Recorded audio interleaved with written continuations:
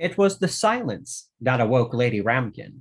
Her bedroom looked out over the dragon pens, and she was used to sleeping to the susurration of rustling scales, the occasional roar of a dragon flaming in its sleep, and the keening of the gravid females. Absence of any sound at all was like an alarm clock.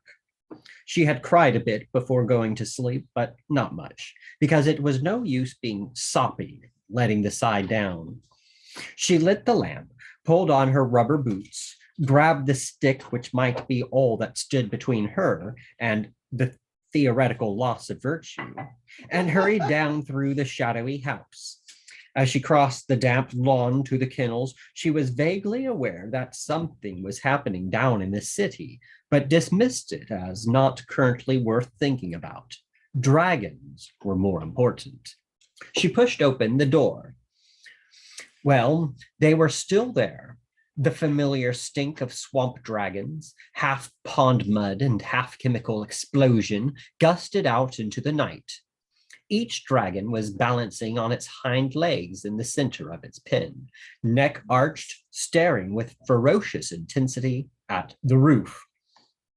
"Oh," she said, "flying around up there again, is it? Showing off. Don't you worry about the children. Mummy's here." She put the lamp on a high shelf and stamped along to Errol's pen. "Well now, my lad," she began, and stopped. Errol was stretched out on his side. A thin plume of gray smoke was drifting from his mouth, and his stomach expanded and contracted like a bellows. And his skin from the neck down was an almost pure white. "I think if I ever rewrite diseases, you'll get the whole chapter all to yourself," she said quietly, and unbolted the gate of the pen. "Let's see if that nasty temperature has gone down, shall we?" She reached out to stroke his skin and gasped. She pulled the hand back hurriedly and watched the blisters form on her fingertips. Errol was so cold, he burned. As she stared at him, the small around marks that her warmth had melted filmed over with frozen air. Lady Ramkin sat back on her haunches. "Just what kind of dragon are you?" she began. There was the distant sound of a knock at the front door of the house. She hesitated for a moment, then blew out the lamp, crept heavily along the length of the kennels, and pulled aside the scrap of sacking over the window. The first light of dawn showed her the silhouette of a guardsman on her doorstep, the plumes of his helmet blowing in the breeze. She bit her lip in panic, scuttled back to the door, fled across the lawn, and dived into the house, taking the stairs 3 at a time. "Stupid, stupid," she muttered, realizing the lamp was back downstairs, but no time for that. By the time she went and got it, Vimes might have gone away. Working by feel and memory in the gloom, she found her best wig and rammed it on her head. Somewhere among the ointments and dragon remedies on her dressing table was something called, as far as she could remember, Dew of the Night, or some such unsuitable name, a present long ago from a thoughtless nephew. She tried several bottles before she found something that, by the smell of it, was probably the one. Even to a nose which had long ago shut down most of its sensory apparatus in the face of the overpoweringness of dragons, it seemed, well, more potent than she remembered. But apparently men liked that kind of thing, or so she had read. Damn nonsense, really. She twitched the top hem of her suddenly far too sensible nightshirt into a position which, she hoped, revealed without actually exposing, and hurried back down the stairs. She stopped in front of the door, took a deep breath, twisted the handle, and realized, even as she pulled the door open, that she should have taken the rubber boots off. "Why, Captain," she said winsomely, "this is a who the hell are you?" The head of the palace guard took several steps backward, and because he was of peasant stock, made a few surreptitious signs to ward off evil spirits. They clearly didn't work. When he opened his eyes again, the thing was still there, still bristling with rage, still reeking of something sickly and fermented, still crowned with a skewed mass of curls, still looming behind a quivering bosom that made the roof of his mouth go dry. He'd heard about these sort of things. Harpies, they were called. What had it done to Lady Ramkin? The sight of the rubber boots had him confused, though. Legends about harpies were short on references to rubber boots. Out with it, fellow, Lady Ramkin boomed, hitching up her nightie to a more respectable neckline. Don't just stand there opening and shutting your mouth. What do you want? Lady Sybil Ramkin, said the guard, not in the polite way of someone seeking mere confirmation, but in the incredulous tones of someone who found it very hard to believe the answer could be yes. Use your eyes, young man. Who do you think I am? The guard pulled himself together. Only I've got a summons for Lady Sybil Ramkin, he said uncertainly. Her voice was withering. What do you mean, a summons? To attend upon the palace, you see?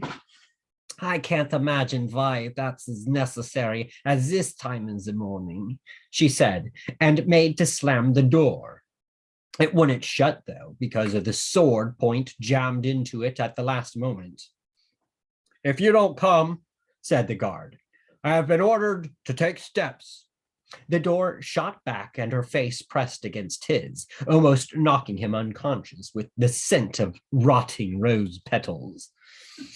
If you think you'll lay a hand on me, she began.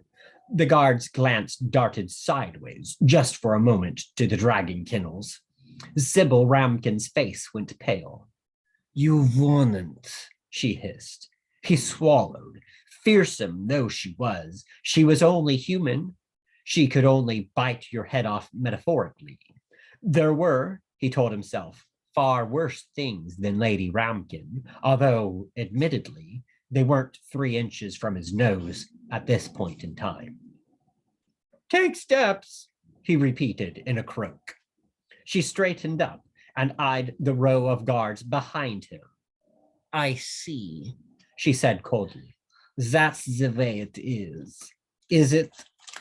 6 of you to fetch one feeble woman. Very well. You will, of course, allow me to fetch a coat. It is somewhat chilly. She slammed the door. The palace guards stamped their feet in the cold and tried not to look at one another. This obviously wasn't the way you went around arresting people. They weren't allowed to keep you waiting on the doorstep. This wasn't the way the world was supposed to work. On the other hand, the only alternative was to go in there and drag her out, and it wasn't one anyone could summon any enthusiasm for. Besides, the guard captain wasn't sure he had enough men to drag Lady Ramkin anywhere. You'd need teams of thousands with log rollers. Oh my goodness. The door creaked open again, revealing only the musty darkness of the hall within. Right, men, said the captain uneasily. Lady Ramkin appeared. He got a brief blurred vision of her bounding through the doorway, screaming, and it might well have been the last thing he remembered if a guard hadn't had the presence of mind to trip her up as she hurtled down the steps. She plunged forward, cursing, plowed into the overgrown lawn, hit her head on a crumbling statue of an antique ramkin, and slid to a halt. The double-handed broadsword she had been holding landed beside her, bolt upright, and vibrated to a standstill. After a while, one of the guards crept forward cautiously and tested the blade with his finger.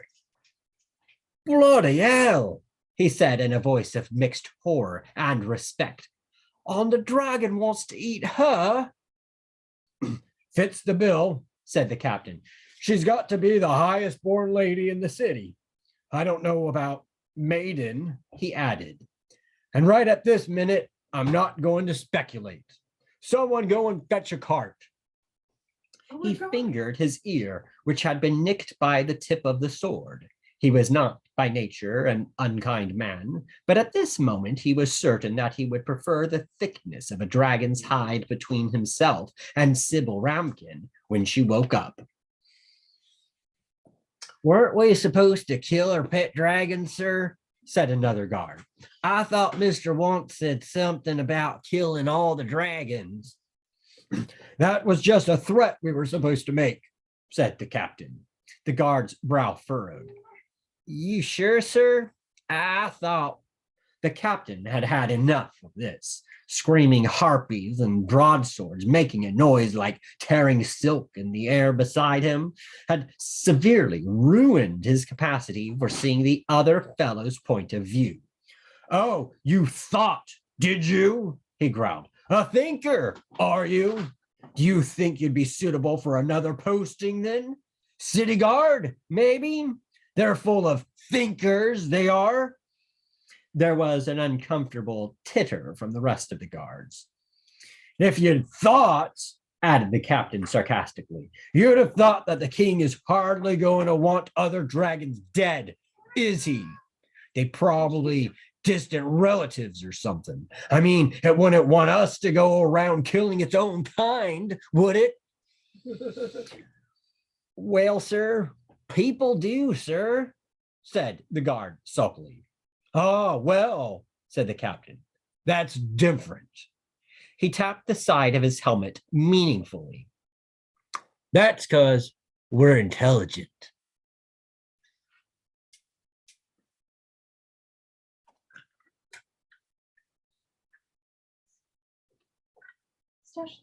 Vimes landed in a damp straw and also in pitch darkness, although after a while his eyes became accustomed to the gloom and he could make out the walls of the dungeon.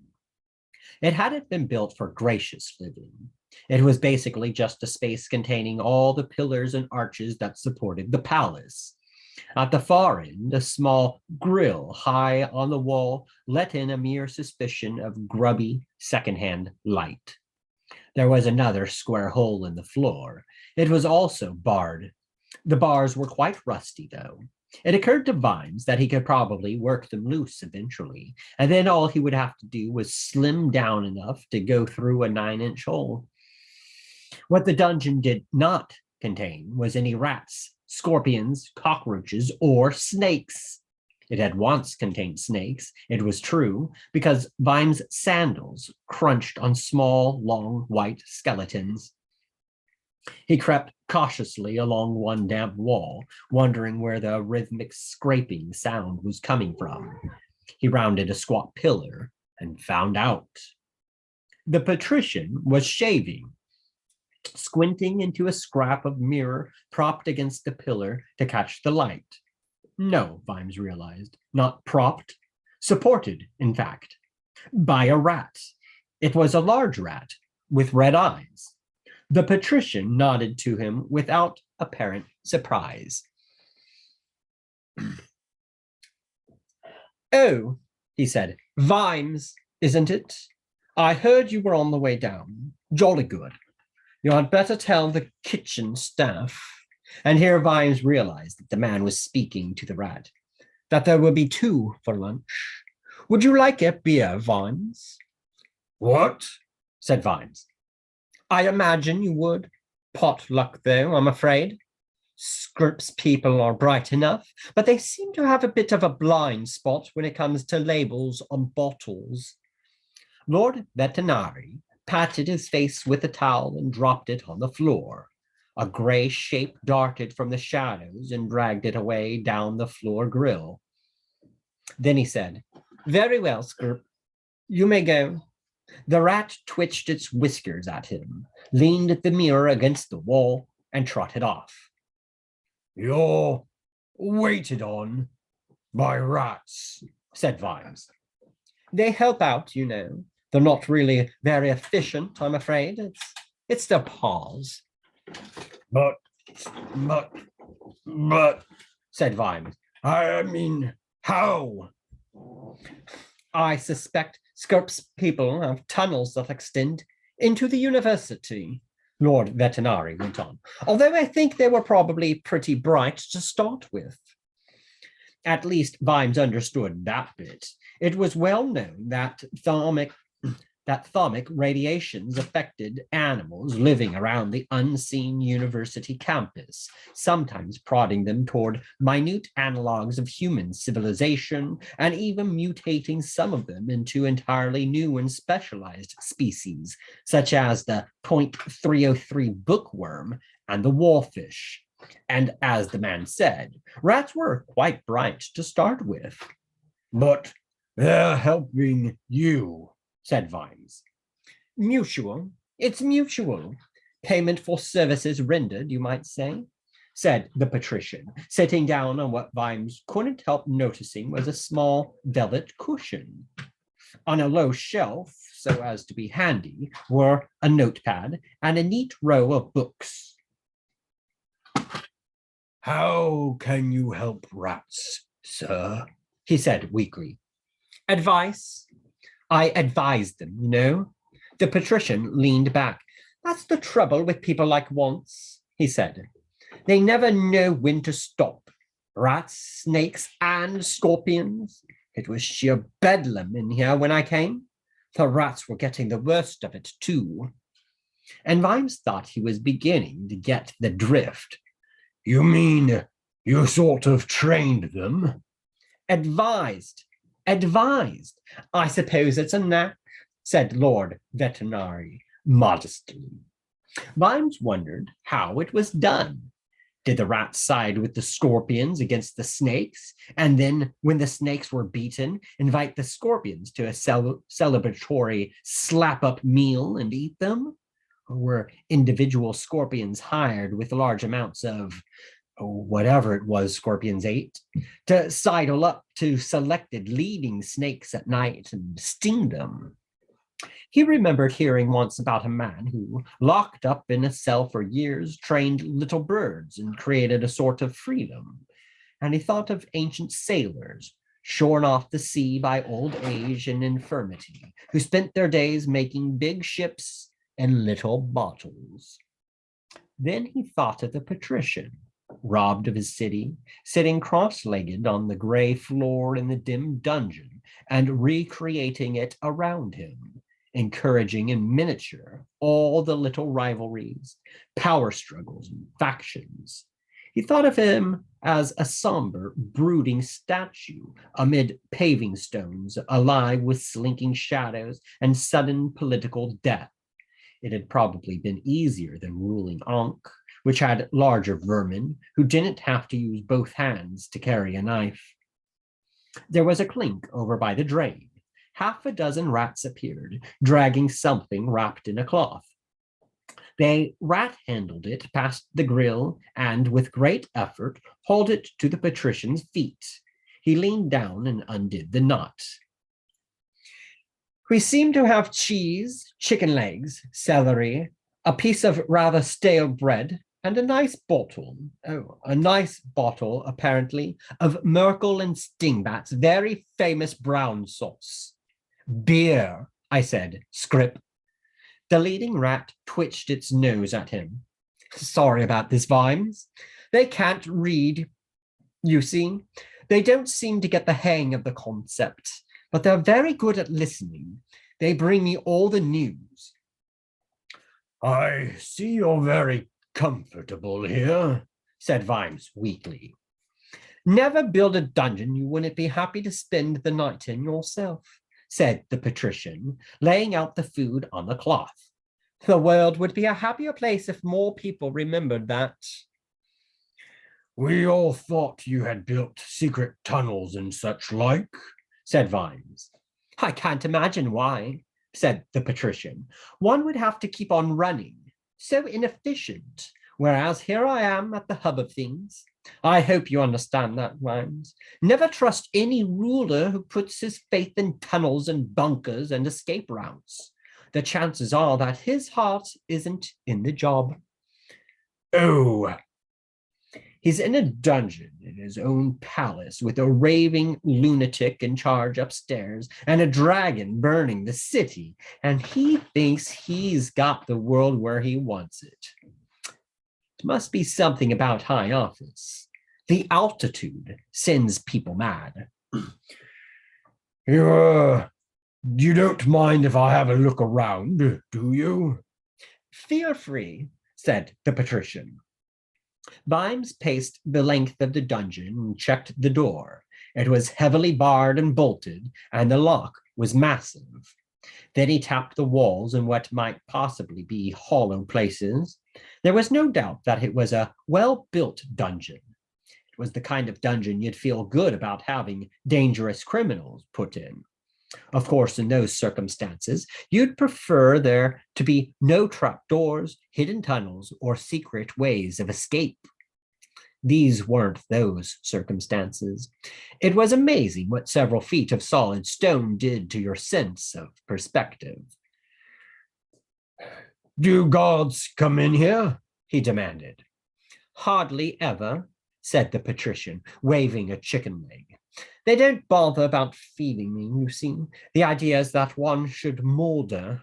In fact, he said, up till recently, I used to go to the door and groan a bit every now and then, just to keep them happy.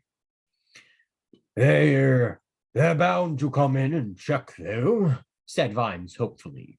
Oh, I don't think we should tolerate that, said the patrician. How are you going to prevent them? Lord Vetinari gave him a pained look. My dear Vimes, he said, I thought you were an observant man. Did you look at the door? Of course I did, said Vimes, and added, Sir, it's bloody massive. Perhaps you should have another look. Vimes gaped at him and then stamped across the floor and glared at the door. It was one of the popular dread portal varieties, all bars and bolts and iron spikes and massive hinges. No matter how long he looked at it, it didn't become any less massive. The lock was one of those dwarfish-made buggers that it'd take years to pick. All in all, if you had to have a symbol for something totally immovable, that door was your man. The patrician appeared alongside him in heart-stopping silence. You see, he said, it's always the case, is it not, that should a city be overtaken by violent civil unrest, the current ruler is thrown into the dungeons. To a certain type of mind, that is so much more satisfying than mere execution. Well, okay, but I don't see, Vimes began. And you look at this door, and what you see is a really strong cell door, yes? Of course. You've only got to look at the bolts and... You know, I'm really rather pleased, said Lord Vetinari quietly. Vimes stared at the door until his eyebrows ached, and then just as random patterns in clouds suddenly, without changing in any way, become a horse's head or a sailing ship, he saw what he'd been looking at all along. A sense of terrifying admiration overcame him. He wondered what it was like in the patrician's mind. All cold and shiny, he thought, all blued steel and icicles, and little wheels clicking along like a huge clock. The kind of mind that would carefully consider its own downfall and turn it to advantage. It was a perfectly normal dungeon door, but it all depended on your sense of perspective. In this dungeon, the patrician could hold off the world. All that was on the outside was the lock.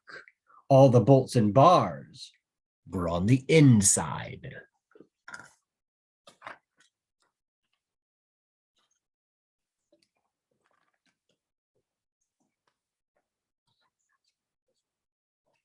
The rank clambered awkwardly across the damp rooftops as the morning mist was boiled off by the sun. Not that there would be any clear air today. Sticky swaths of smoke and stale steam wreathed the city and filled the air with the sad smell of dampened cinders. "What is this place?" said Carrot, helping the others along a greasy walkway. Sergeant Cullen looked around at the forest of chimneys.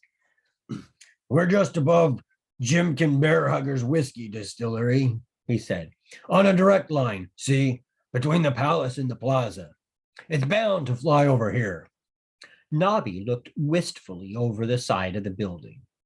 "I been in there once," he said. "Checked the door one dark night, and it just come open in my hand." "Eventually, I expect," said Colin sourly. "Well, I had to go in, didn't I? To check there was no miscreanting going on. Amazing place in there. All pipes and stuff, and the smell. Every bottle matured for up to 7 minutes," quoted Colin. "Had a drop before you go. It says on the label. Damn right, too. I had a drop once, and I went all day." He knelt down and unwrapped the long, sacking package he had been manhandling with extreme difficulty during the climb. This revealed a longbow of ancient design and a quiver of arrows. He picked up the bow slowly, reverentially, and ran his pudgy fingers along it. "You know," he said quietly, "I was damn good with this when I was a lad. The captain should have let me have a go the other night." "You keep on telling us," said Nobby unsympathetically. "Well, I used to win prizes." The sergeant unwound a new bowstring, looped it around one end of the bow, stood up, pressed down, grunted a bit. Carrot," he said, slightly out of breath. "Yes, Sarge." "You any good at stringing bows?" Carrot grasped the bow, compressed it easily, and slipped the other end of the string into place. "That's a good start, Sarge," said Nobby. "Don't you be sarcastic with me, Nobby. It ain't strength, it's keenness of eye and steadiness of hand what counts. Now you pass me an arrow. Not that one." Nobby's fingers froze in the act of grasping a shaft. "That's my lucky arrow," spluttered Cullen. "None of you is to touch my lucky arrow." "Looks just like any other bloody arrow to me, Sarge," said Nobby mildly. "That's the one I shall use for the actual what's name, the coup de grace," said Colin. "Never let me down. My lucky arrow didn't. Hit whatever I shot at. Hardly even had to aim. If that dragon's got any vulnerables, that arrow'll find them." He selected an identical looking, but presumably less lucky arrow and nocked it. Then he looked around the rooftops with a speculative eye. "Better get my hand in," he muttered. "Of course, once you learn, you never forget. It's like riding something you never forget being able to ride." He pulled the bowstring back to his ear and grunted. "Right," he wheezed, as his arm trembled with tension like a branch in a gale. "See the roof of the Assassin's Guild over there?" They peered through the grubby air. "Right then," said Colin. "And do you see the weather vane on it? Do you see it?" Carrot glanced at the arrowhead. It was weaving back and forth in a series of figure eights. "It's a long way off, Sarge," said Nobby doubtfully. "Never you mind me. You keep an eye on the weather vane," groaned the sergeant. They nodded. The weather vane was in the shape of a creeping man with a big cloak. His outstretched dagger was always turned to stab the wind. At this distance, though, it was tiny. "Okay," panted Colin. Now do you see the man's eye? Oh, come on, said Nobby. Shut up, shut up, shut up, groaned Colin. Do you see it? I said. I think I can see it, Sarge, said Carrot loyally. Right, right, said the sergeant, swaying backward and forward with effort. Right, good lad. Okay, now keep an eye on it, right? He grunted and loosed the arrow. Several things happened so fast that they will have to be recounted in stop motion prose. Probably the first was the bowstring slapping into the soft inner part of Colin's wrist, causing him to scream and drop the bow. This had no effect on the path of the arrow, which was already flying straight and true toward a gargoyle on the rooftop just across the road. It hit it on the ear, bounced, ricocheted off a wall 6 feet away, and headed back toward Colin, apparently at a slightly increased speed, going past his ear with a silky humming noise. It vanished in the direction of the city walls. After a while, Nobby coughed and gave Carrot a look of innocent inquiry. About how big, he said, is a dragon's vulnerables roughly? Oh, it can be a 20 spots, said Carrot helpfully. I was afraid of that, said Nobby. He wandered to the edge of the roof and pointed downward. There's a pond just here, he said. They use it for cooling water in the stills. I reckon it's pretty deep. So after the sergeant has shot the dragon, we can jump in it. What do you say? Oh, but we don't need to do that, said Carrot, because the sergeant's lucky arrow would have hit the spot. The dragon will be dead. So we won't have anything to worry about. Granted, granted, said Nobby hurriedly, looking at Colin's scowling face. But just in case, if by 1,000,000 to 1 chance he misses, I'm not saying he will mock you, but you just have to think of all eventualities. If by incredible bad luck he doesn't quite manage to hit the vulnerable dead on, then your dragon's going to lose his rag, right? And it's probably a good idea to not be here. It's a long shot, I know. Call me a worrywart if you like. That's all I'm saying. Sergeant Colin adjusted his armor haughtily. When you really need them the most, he said, 1,000,000 to 1 chances always crop up. Well-known fact. The sergeant is right, Nobby, said Carrot virtuously. You know that when there's just 1 chance which might just work, well, it works. Otherwise, there'd be no... He lowered his voice. I mean, it stands to reason. If last desperate chances didn't work, there'd be no... Well, the gods wouldn't let it be any other way. They wouldn't. As one man, the 3 of them turned and looked through the murky air toward the hub of the Discworld, thousands of miles away. Now the air was gray with old smoke and mist shreds, but on a clear day it was possible to see Cori Celesti, home of the gods. Sight of the home of the gods, anyway.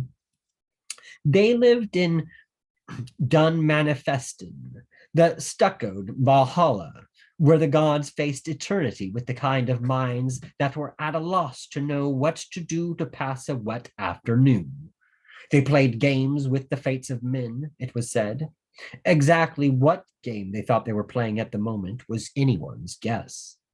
But of course, there were rules. Everyone knew there were rules. They just had to hope like hell that the gods knew the rules too. It's gotta work, mumbled Colin.